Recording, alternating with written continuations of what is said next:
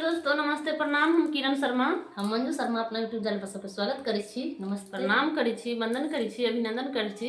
आइ हम दुनू देवरानी जेठानी जा रहल छी विवाह बेटी विवाह गीत गाबऽ।